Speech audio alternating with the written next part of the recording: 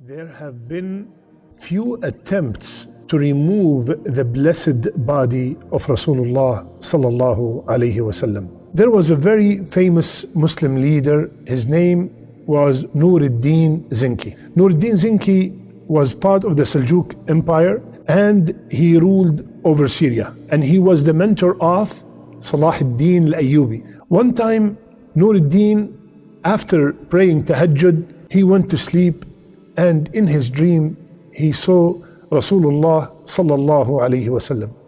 And Rasulullah sallallahu alaihi wasallam, in that dream, he pointed out two men with blonde hair, and he told Nuruddin, which his first name is Mahmud, Ya Mahmud, save me from these two men.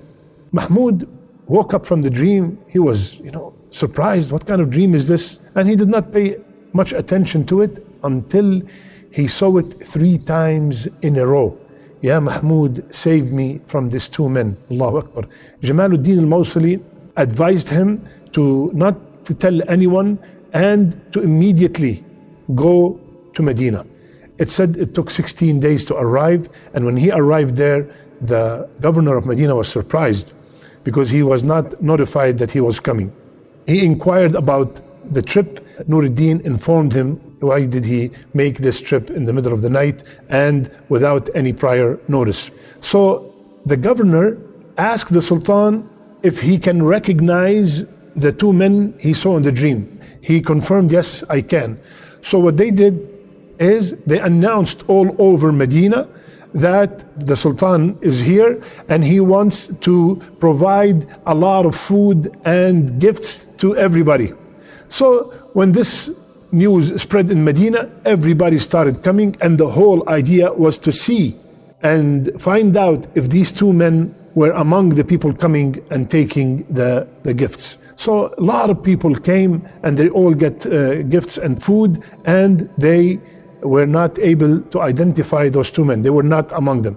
So when they finished, the Sultan asked the governor, are these the only people in Medina? That's it? There's nobody else? He said, there are two men that came from Morocco recently. They have been praying a lot and they have been giving a lot of money to the people. They're very kind, they're very generous.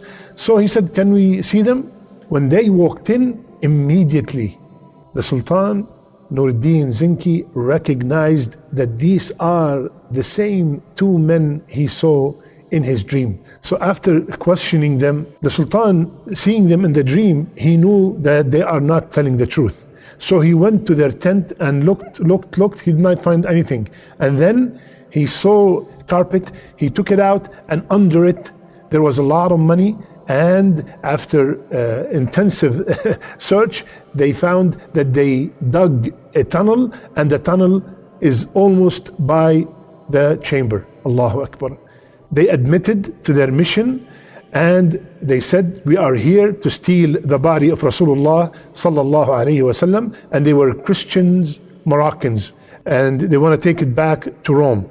They were sentenced and they were executed. Now, after this incident, Nuruddin Zinki ordered a trench to be dug around the sacred chamber, and the trench will be filled with molten lead in order to prevent any future attempts to steal the body of Rasulullah sallallahu alaihi wasallam.